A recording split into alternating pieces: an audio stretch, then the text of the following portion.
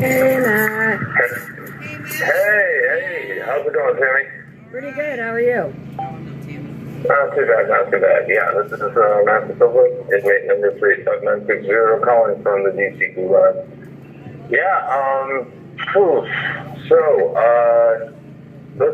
we can talk about media really quick because Monday in theaters is going to be, select theaters, is going to be the new movie Police State. I thought Dinesh, this is his last movie, 2000 Mules, was pretty cool. And I thought it moved the discussion much further along the lines of, there was some evidence of voter fraud or election fraud during 2020. It seems to become a leftist trope. It's like, you can't prove anything, and then voila, proof. And I think it really moved the discussion more towards people taking a harder look at 2020. So I'm hoping the same thing will happen with Police State. I know because it's like one of those movies that they don't want you to see. So I think probably what he's doing this time around again is he's buying theaters, or renting theaters out, and hoping people will be able to do the legwork and go see the movies. But yeah, it'll be in theaters on the 23rd and the 25th, and then online thereafter. But I haven't even seen the promos.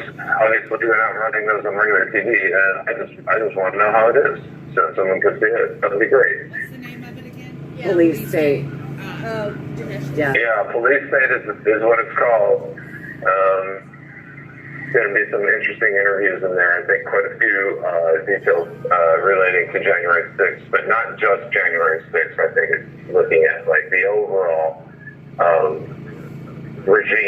Biden regime, and how they've been using the law to basically hound their political adversaries nakedly. I mean, you can't even really argue that that's not what's happening.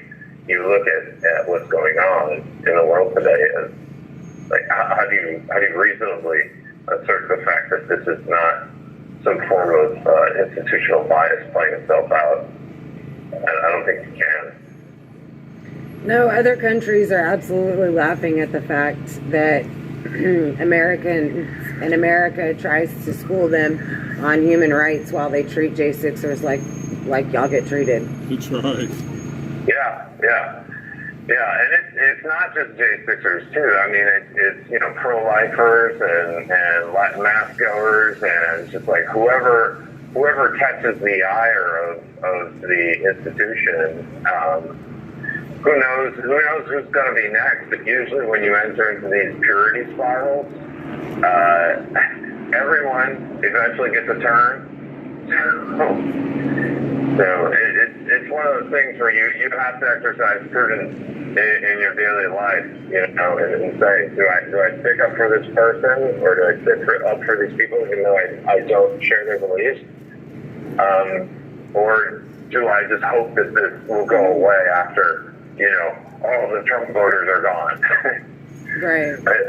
I do think there's an unfortunately large group on the left who think that we are the source of all the problems, and that if they could snap their fingers and make us disappear, if they could snap us away, then they would, with the expectation that everything afterwards would be just awesome.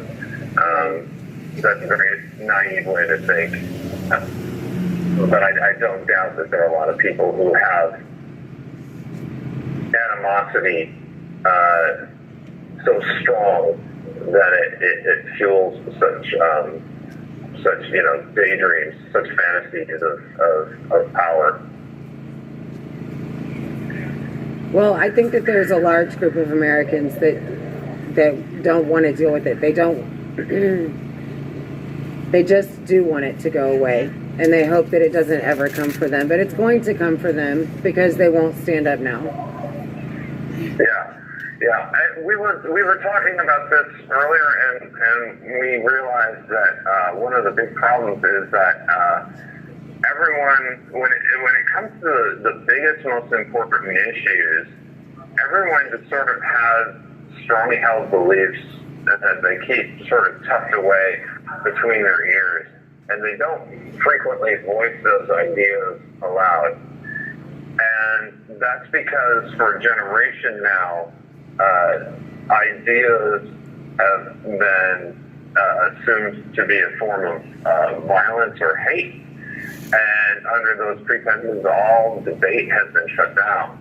And I think what shutting down the debate for such a long period has done, there are a lot of upshots to this. One is that the left no longer can debate at all, right? But because they never wanted to engage in debate, they deprived not only themselves of the opportunity to have an open discussion, but they deprived everyone else who isn't already firmly in one camp or the other a chance to hear the merits and deficiencies of ideas on both sides. And as a result, there are a lot of people who don't really have any nuanced views regarding what's happening on the left and what's happening on the right. So that's a real thing that has sort of it's kind of damaged American society, because we're supposed to be like a free country. We're supposed to be a place where informed voters can make decisions about how they want their life to go forward. But that, for a very long time, has not been the case. And now no one can really hear a very clear dialogue between the two sides. And so you either have one set of views or you have the other set of views, but whatever you have, you're just going to feel them extremely strongly, and you're not going to be willing to entertain discussion a lot of times.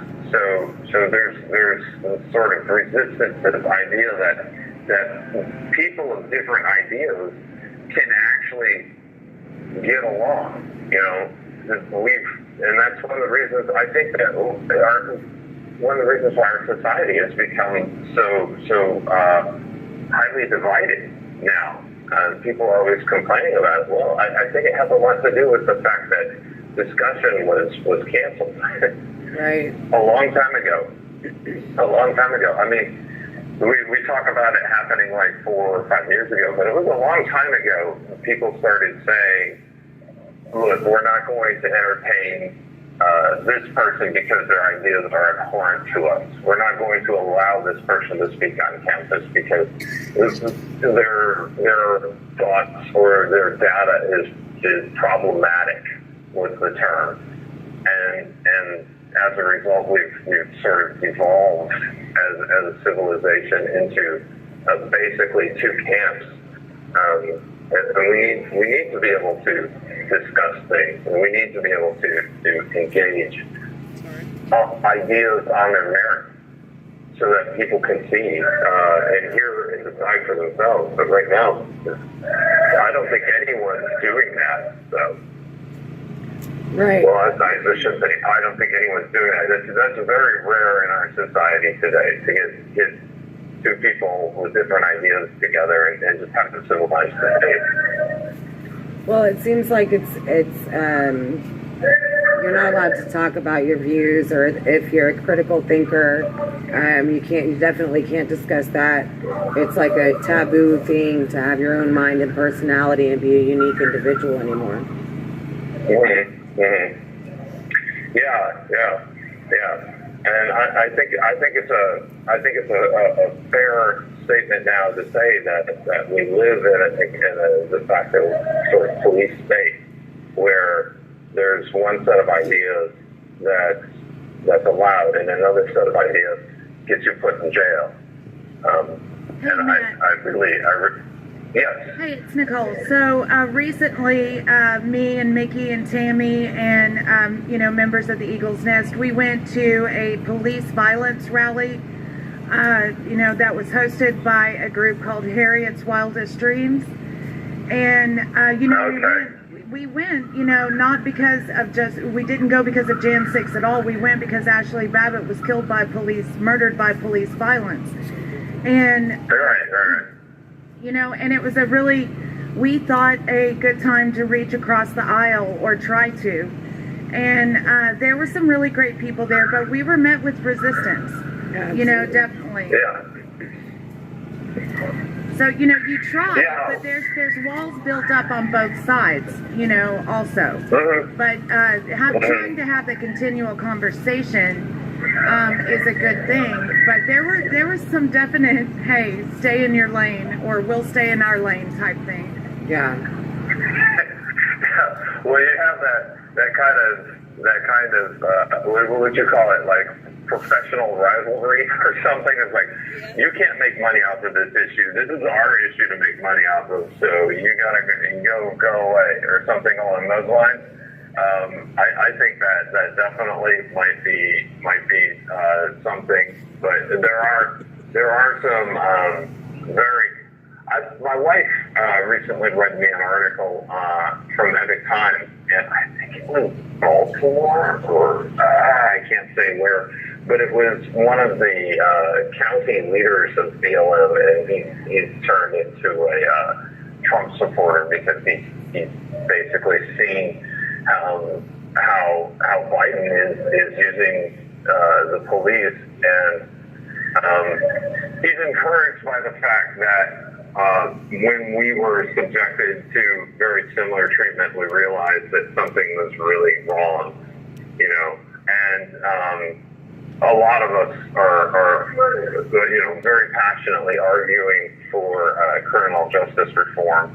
I have a list of names of people who I think were in really and that I met on my way here to the general population. And I'm sort of keeping them so maybe I can get in contact with them if I ever, God willing, do end up getting outside. There's one individual in particular who is in. I'm not saying this because he shares my political beliefs or anything, because he doesn't, as far as I know. I mean, he seemed to me a very lucid and intelligent young man. When I was in holding in Texas, he had been in pre-trial detention for 15 months. Right, so that's way too long to hold someone pending a trial, and he was months overdue for his plea deal. They said he was going to get a plea deal, and he never got one, and his lawyer never got back to him. So that is something that's like, I heard it and I was shocked. It apparently is not that unusual, right? So this thing where the government reserves for itself the right to just keep you in pretrial detention, I think that needs to be looked at very hard, because people's lives and livelihoods are being absolutely destroyed while the government takes its time building its case against them. And you see that here. I just get real mad about this issue, as we all should. We just had no idea it was so critically broken until we were involved in it. That's right. Yeah. And Martha, you have 1 minute remaining. Can't let Carter get us tonight. I think there's room for a mea culpa there. It's like, we didn't really take the issue very seriously, but now that we see how the system is run, we need to fix it. So I'm hoping we can do that, because I mean, police powers. We can and we will. Yeah, we're doing it now. That's right. Yeah. Okay. Well, let's stop Greta from cutting us off. I will sing for you guys at the anthem as loud as I can. Okay, all right. We'll hear you at the anthem, Matt. Hi, Carrie. All right. Hi, Carrie. You guys are doing it. Yeah, no. Thank you. Hi, Carrie. Bye. Let's see who else is on here. Bye, Matt.